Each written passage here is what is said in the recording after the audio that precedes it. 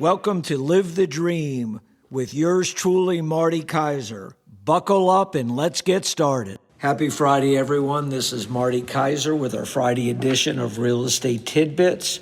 Hope everyone's doing well.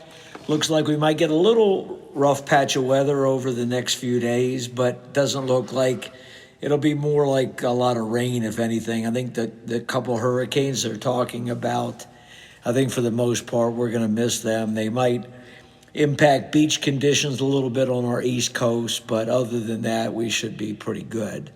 But anyway, keep apprised with the weather. You never know. But we've had a very mild hurricane season so far, so hopefully that'll continue through the end of this season. I'm going to go over a few things today. Before I do, I wanted to mention we won't be having any podcasts next week. We're taking a 1-week sabbatical for a little rest and relaxation and travel time. So we'll be starting our podcast again a week from Tuesday, which will be the first week of September. The first week of October. I believe that date will be October 8th, but it'll be Tuesday, October 8th. We'll be restarting the podcast, so we won't be having any podcasts next week. As you know, I had a pretty serious and somewhat somber podcast last Friday, where we went into a lot of social and political issues, and they haven't changed, but I'm not going to bring up anything new. The only thing of significance that's happened new from a social and political scale since we last spoke was that James Comey, one of our previous FBI heads, has been indicted by the Justice Department for allegedly misrepresenting or lying during some Senate hearings years ago. Probably each side will be looking at this differently. One side's going to feel that Comey lied about trying to leak information about some investigations into Donald Trump and possible connections into allegedly the Russian connections during the 2016 campaign when Trump ran against Hillary Clinton. And then other folks on the other side will say basically this was just retribution from Donald Trump, and there's really nothing to it, that Comey has exactly done what he said, which to date has been verified by his assistant, McCabe. I don't know McCabe's first name, but that was Comey's assistant, and he had taken credit for the leaking of that information years ago. So we'll see what happens. I think the only thing that's of tremendous concern is that President Trump did tell us in advance that once he got reelected as president, he was going after all what he feels are his enemies. He called it his retribution tour. And that's kind of a scary thing, because for the most part, he's going after folks because they've criticized him and don't like his views. But anyway, he did tell us, so there's no surprises. So for those of my listeners that voted for President Trump, he's doing exactly what he said he would do, and I'm sure his retribution tour will continue. But anyway, that's all about politics today. Real estate-wise, interest rates are moving around a little bit. I do think they are going to go down, but they've gone down, then they've gone back up a little bit. Interest rates change pretty quickly, but I think you can reasonably say with a fair degree of confidence that over the next probably 3 to 6 months, we will have a definite pattern of interest rates declining a little bit. When someone starts to look at homes and or put a contract on them, The major decision you have when it comes to financing is, do you lock in your rate or do you float it? And a good lender can advise you on that. I would say, kind of as a rule of thumb, when you're contracting on a property and you ask the rate, number one, do you feel that's a good rate compared to what your expectations were? Number two, does your lender feel that between the date that you're chatting with the lender and the date you're going to close, do they feel the rates may go down a little bit more? And so the way that you can handle that, let's say, for example, that you're contracting on a house September 30th, and you're supposed to close on the house on Halloween, October 31st. So that's basically a month from when you contracted. And you're talking to your lender and you're trying to decide things. So as long as you have a proactive lender and you're on top of things, if you're not feeling that a lock-in is your best alternative at that time, you just stay in regular touch with your lender. And then as soon as your lender has a day where the rate has gone down and they feel it's a good opportunity for you, the lender should contact you, and then you can lock in. And there's no cost to that, and it's just taking advantage of the options afforded to you. So that's something everybody has to decide on. But, if I was to generalize, generally, if you're in a timeline where you feel the rates are going to decline a little bit, you frequently would float the rate until your lender advises you to lock in. On the flip side, if the lender feels that the rates have a fair possibility of going up, then that's when you want to lock in. So it's kind of a chess game, and you need a lender that's staying in regular touch with you.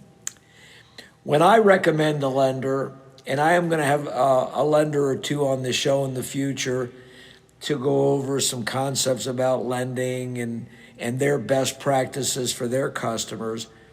But what I look at is I look at three things with the lender. Number one, is the lender proactive and do they communicate regularly? That's crucial to me as your real estate broker.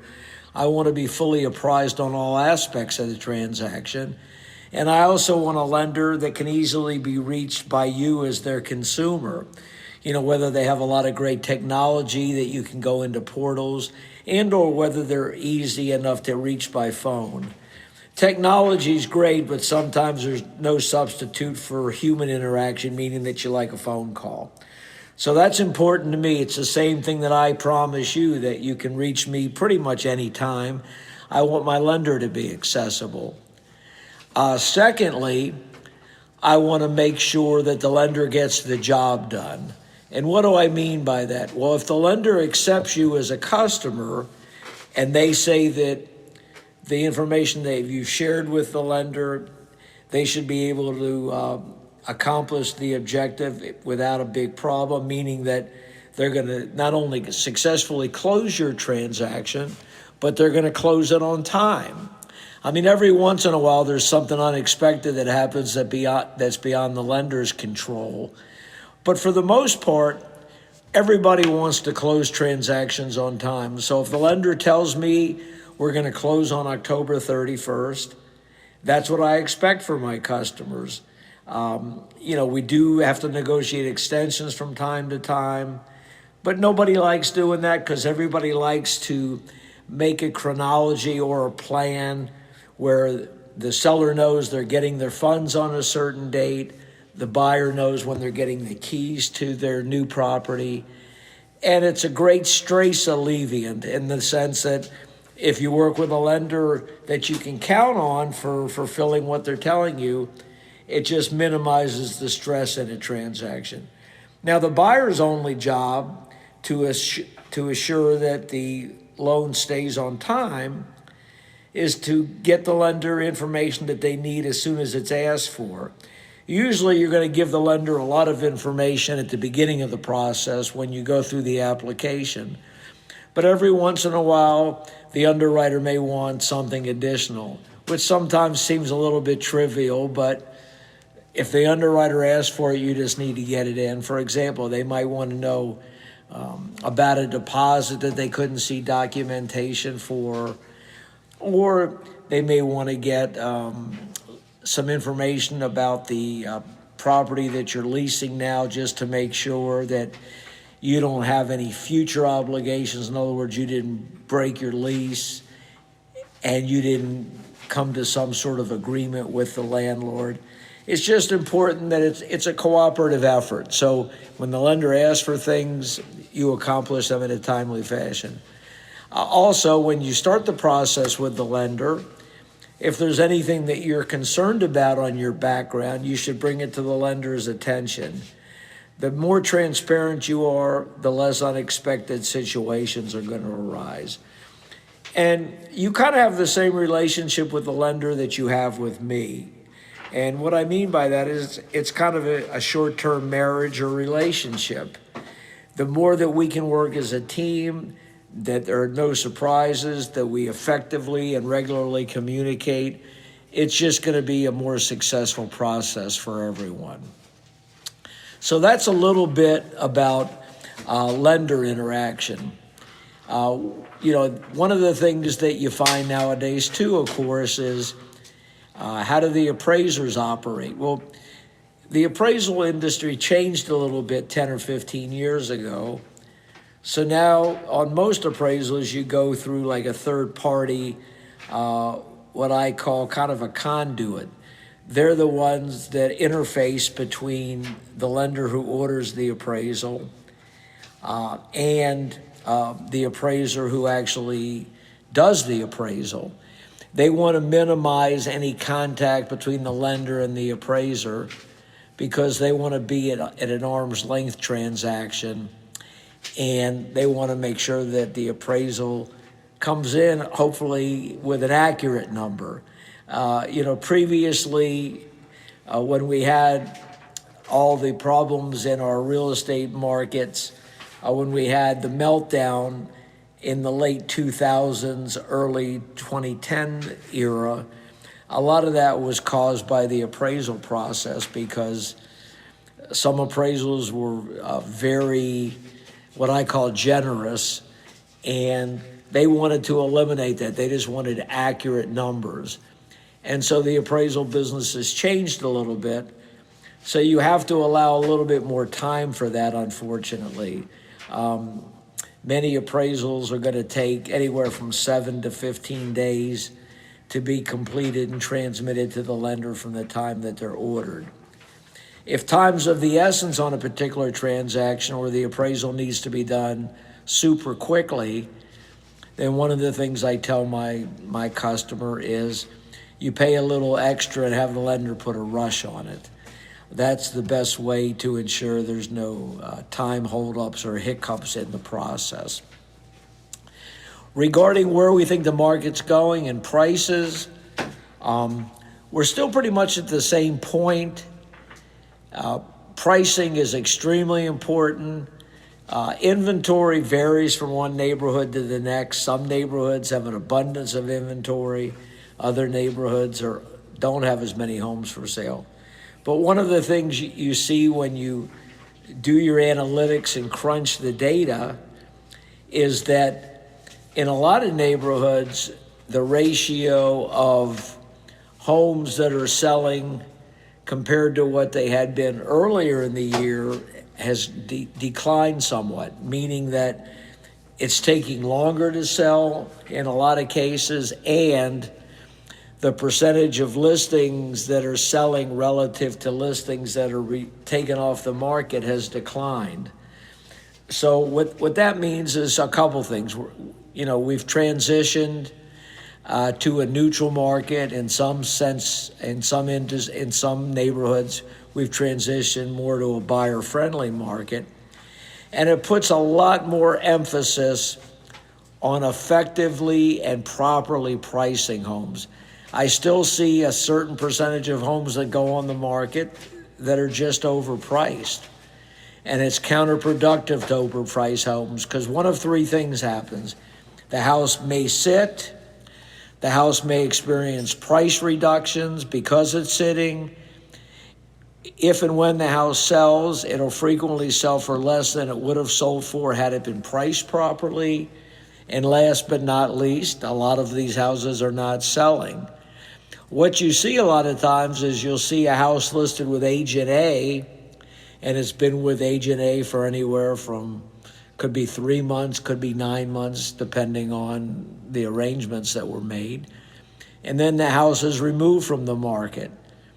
And then the seller still needs and wants to sell their home, so they go with Agent B. And frequently you'll see Agent B reduces the price, sometimes significantly, sometimes they change other things. Sometimes Agent B may be a more skilled agent. Other times Agent B may be just using more what I call a fact-based common sense approach. And you'll frequently see that not only is Agent B successful where Agent A wasn't, but Agent B gets the job accomplished in a much quicker time frame.